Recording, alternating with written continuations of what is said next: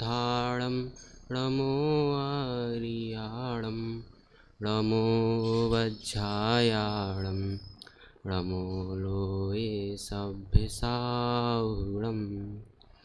मङ्गलं भगवान् वीरो मङ्गलं गौतमो गणी मङ्गलं कुन्दकुन्दाभ्यो जैनधर्मोऽस्तु मङ्गलम्। वन्दितु सर्वसिद्धे ध्रुवमचलमणुभवं गतिं पते वोच्छामि समयपाहुण ममणो सुधकेवलीभणितं।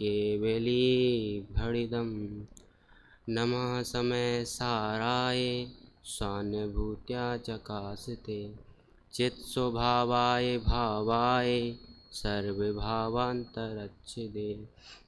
देहादिक से भिन्न जो पर्यायों से पार ज्ञान स्वभावी आत्मा दे आनंद अपार दे आनंद अपार। ग्रंथादिराज समय सार हमारे बीच में विराजमान है। भरत क्षेत्र का ऐसा महान ग्रंथ समय सार जो किसी भव्य पात्र के जीव में हाथ में आ जाता है तो उसका जीवन ही बदल जाता है। ऐसा ये समय सार ग्रंथ आदि समय सार तो इसकी पहली गाथा में ही सिद्ध भगवान बनने की बात हो गई थी। पहली गाथा में सिद्ध भगवान को बंधन कर दिया था। आगे दूसरी गाथा में 100 समय पर समय की चर्चा हुई थी। तीसरी गाथा में सर्वत्र सुंदर लोक की बात कह दी। बोलो मिलावट से ही होती है और दुनिया में ऐसा इन पदार्थों में कोई गड़बड़ी होती ही नहीं है।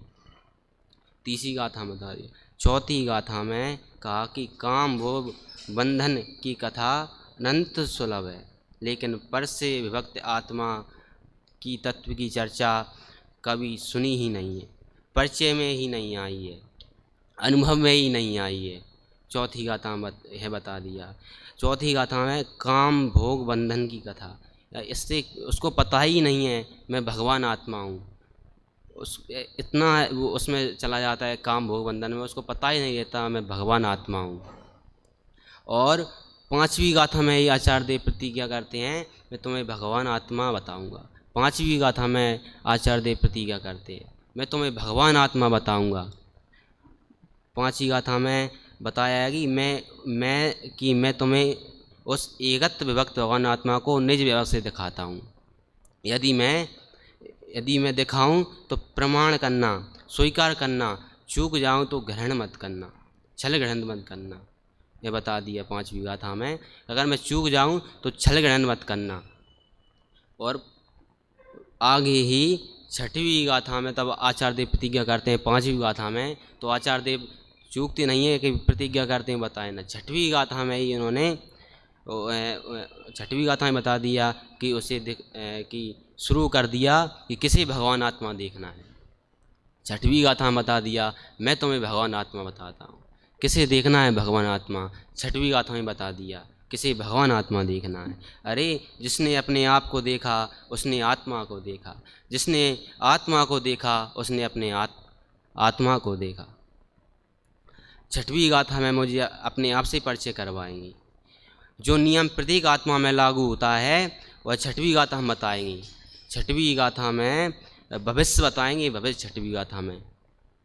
और चौथी गाथा में भूत बताया गया और पांचवी गाथा में वर्तमान की भावना भाई गई और छठवीं गाथा में भविष्य बताया गया।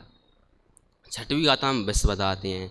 और यहाँ गुरुदेव श्री तो छठवीं गाथा को छठी का लेख कह देते, छठी का लेख है। और यह गाथा वह गाथा है जिसको पढ़ने से भाग बदल जाए, जिनके हृदय में उतर जाए उनका जीवन ही निहाल हो जाए। ये छठवीं गाथा ऐसी है। अरे जिसने छठवीं गाथा पढ़ ली, इसने छठवीं सातवीं गाथा पढ़ ली, उसने पूरा समय सारी पढ़ लिया। छठवीं गाथा छठवीं सातवीं गाथा संचय रुचि वालों के लिए बताई है। जिसने छठवीं सातवीं गाथा पढ़ ली उसने पूरा समय सार ही पढ़ लिया। और यही बताया गया छठवीं गाथा में जिसने छठवीं गाथा पढ़ ली, उसने पूरे समय सारी पढ़ लिया। और कभी भगवान आत्मा कहा जाए तो आप भगवान आत्मा मत समझना, इसी शरीर में बैठे हुए, शरीर में जो भगवान आत्मा है उसको संबोधित करके ऐसा कहा जा रहा है कि भगवान आत्मा, ऐसा समझना। और आगे तो 72वीं गाथा में आचार्य अमरचंद स्वामी ने इसी आत्मा के लिए भगवान आत्मा शब्द का प्रयोग किया है। और आगे भी आचार्य योगानंद देव स्वामी ने योगसार जी ग्रंथ में इसी आत्मा को कई जगह परमात्मा कहकर पुकारा है, कई जगह परमात्मा कहकर पुकारा है। अरे परमात्मा कोई अलग नहीं होता, अपने आत्म तत्व को जान लेता है, वही परमात्मा होता है। अरे जहाँ वो स्वरूप दिखाएंगे, जहाँ वो ज्ञायक भाव आत्मा दिखाएंगे, जो वो स्वरूप दिखाएंगे, जो भगवान आत्मा दिखाएंगे, ऐसा स्वरूप दिखाएंगे कि जिसे देखते सहज दिखता सबसे सुंदर आत्मस्वरूप, वह स्वरूप दिखाएंगे। छठवीं गाथा में अपना स्वरूप दिखाएंगे। तुम क्या कर सकते हो छठवीं गाथा में वो बताएंगे। छठवीं गाथा में तुम्हारा भविष्य बताएंगे, भविष्य। छठवीं गाथा में तो भविष्य बताएंगे, कलियर बताएंगे छठवीं गाथा में तो।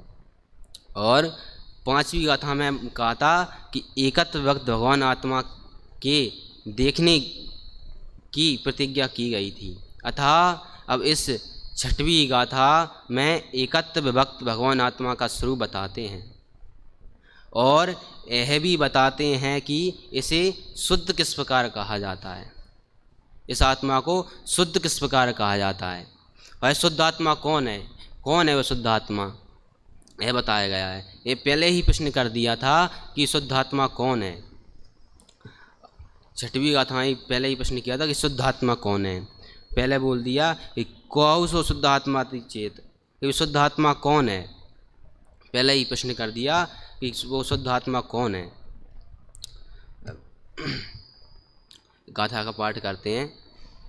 इस गाथा का मतलब पाठ करने से पहले ऐसा लगता है कि जिस तरह इस सूर्य का उदय होता है उसी भांति इस गाथा का उदय हो रहा हो। गाथा का पाठ करते हैं।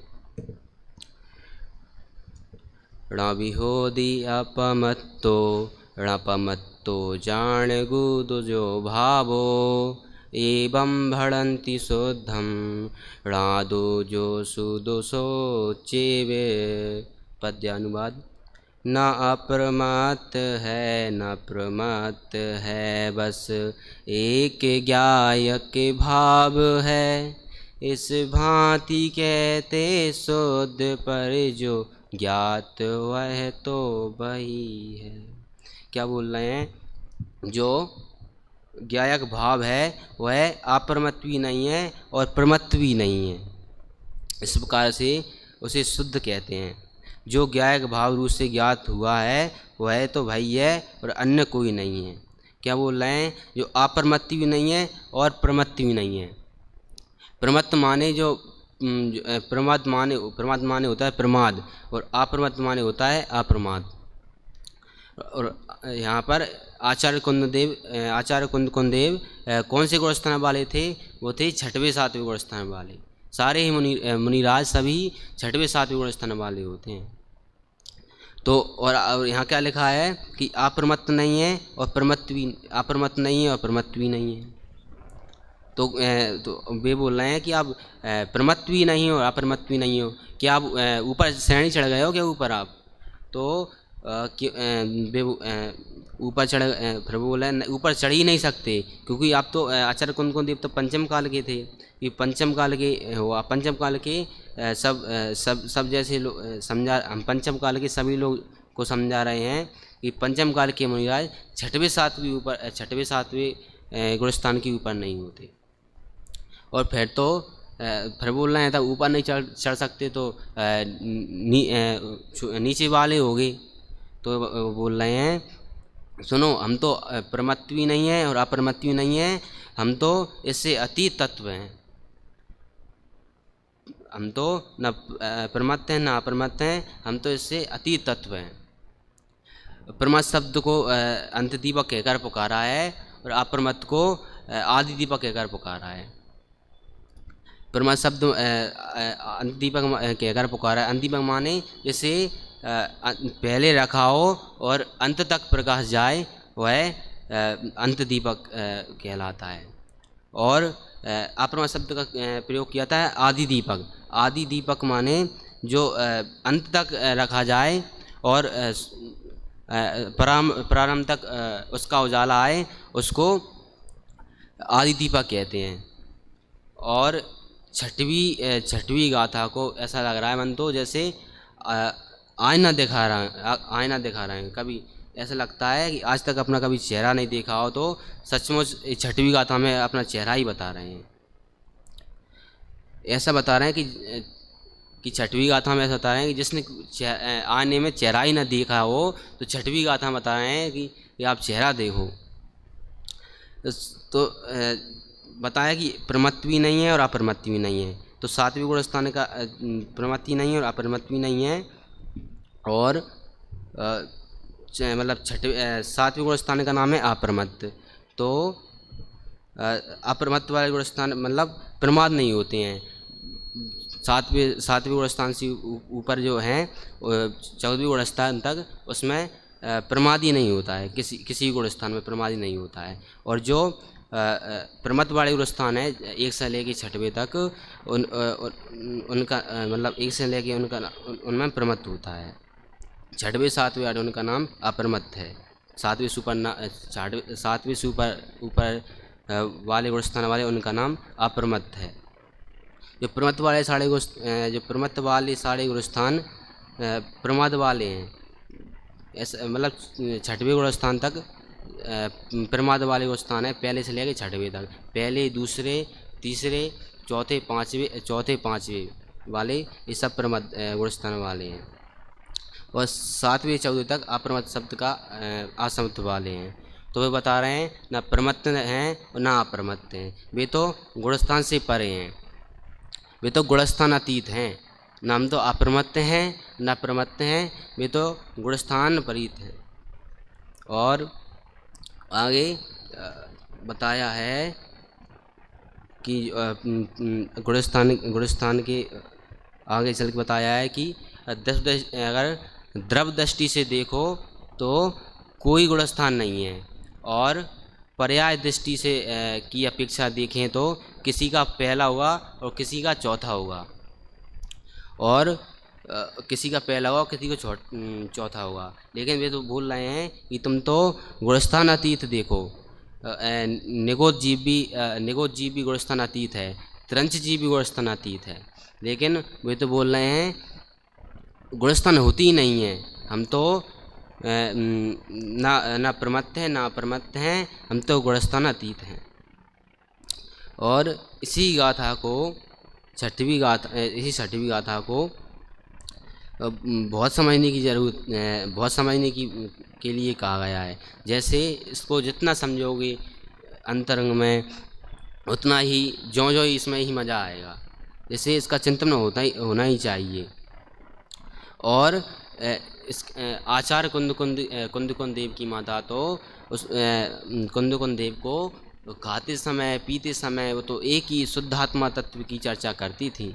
वो तो एक ही शुद्धात्मा तत्व की चर्चा करती थी, और वो तो एक ही बताती थी शुद्धात्मा चर्चा, खाते समय पीते समय सब शुद्धात्मा की चर्चा करती थी। और आगे छठवीं गाथा में ही है बताया है कि कई जगह प्रयोग किया है, अमान शब्द का प्रयोग किया है कि अनुपेक्षा शब्द का प्रयोग किया है कई जगह। मतलब इस गाथा में ज्यों ज्यों इसमें ही मंथन करोगे इसका, ज्यों ज्यों इसमें ही आनंद आएगा। बिना विचारे तो उसमें कोई आनंद ही नहीं आया। जिसका जितना मंथन करोगे उसमें इतना आनंद आएगा। तो इस गाथा का एक बार दोबारा पाठ करते हैं। णविहोदी अपमत्तो जान गुदो जो भावो, एवं भड़न्ति शोद्धम रादो जो सुदोषो चेव। पद्यानुवाद। ना प्रमत्त है न प्रमत्त है, बस एक ज्ञायक भाव है। इस भांति कहते शुद्ध, पर जो ज्ञात वह तो वही है। यहाँ बताया है कि जो अप्रमत्त भी नहीं है और प्रमत्त भी नहीं है। जो छठवें गुण स्थान वाले हैं वो प्रमत्त हैं और सातवें गुण स्थान वाले अप्रमत्त हैं। तो बता रहे हैं अप्रमत्त भी नहीं है और प्रमत्त भी नहीं है, इसलिए छठवें गुण स्थान को प्रमत्त का, क्योंकि इस गाथा में ऐसा बताया है कि एक गुणस्थान उससे परे है। इसका इतना चिंतन करोगे, इसका इतना चिंतन करोगे उतना ही अंदर अंदर में मज़ा आएगा। ऐसा बताया है, ऐसा बताया है इस गाथा में। और आगे आगे बताया है कि जो ज्ञायक भाव है वह प्रमत्त भी नहीं है और अप्रमत्त भी नहीं है। इस प्रकार से शुद्ध कहते हैं। वो शुद्ध से कैसे कहते हैं कि जो ज्ञायक रूप भगवान आत्मा है उसे शुद्ध कहा है। कैसा कहा शुद्ध से कि वे बोल रहे हैं नाम तो अप्रमत्त हैं ना प्रमत्त हैं, हम तो उस गुणस्थान से अतीत तत्व हैं, ऐसा बताया इस गुणस्थान में। और जो स्वयं अपने से सिद्ध होने से, किसी से उत्पन्न हुआ ना होने से अनादि सत्ता रूप है, कभी विनाश को प्राप्त न होने से अनंत है, नित्य उद्धित रूप होने से क्षणक नहीं है और प्रकाशमान ज्योति है। ऐसा जो ज्ञायक भाव है उसे शुद्धात्मा कहकर पुकारा है। और आगे आगे टीका की चर्चा कल करेंगे। आगे की टीका की चर्चा कल करेंगे। इसी की अभी की वाणी को विराम देते हैं।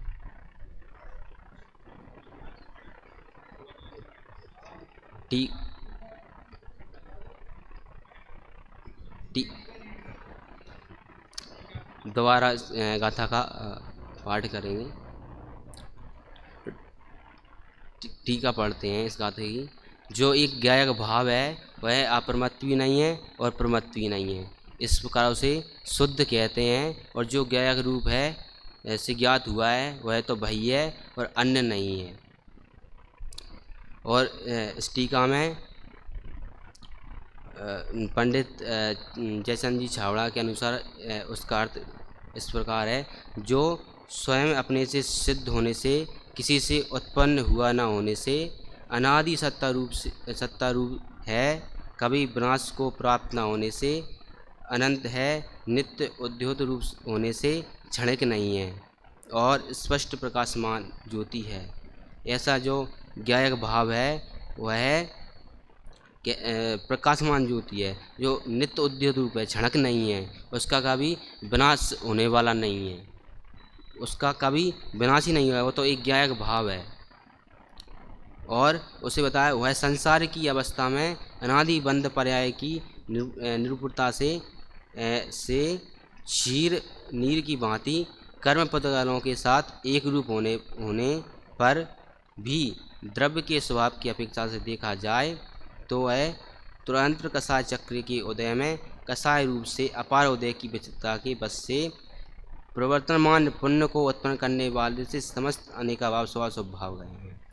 मतलब उसके जो छीनीर की भांति गए हैं, जैसे दूध पानी की भांति गए, दूध अलग है और पानी अलग है, ऐसा कहा जाया है। इसमें कसाय चक्र की उदय की कसाय रूप कहा गया है। उदय की मतलब विचित्रता की बस प्रवर्तन पुण्य पाप को उत्पन्न करने वाले समस्त अनेक रूप स्वभाव हैं।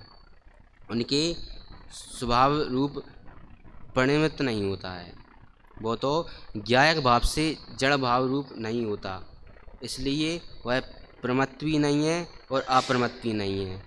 वही समस्त अन्य द्रव्यों के भावों से विभिन्न रूप से उपसहित होता हुआ शुद्ध कहलाता है।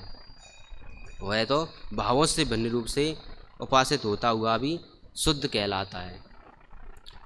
और है आत्मा स्वभाव से तो भगवान है ही, ऐसा समझकर पर्यायी भगवान बनने के लिए स्वभाव की आराधना करें और जल्दी मोक्ष शांति की प्राप्ति करें। यही मंगल भावना से सभी की वाणी को विराम देता हूँ।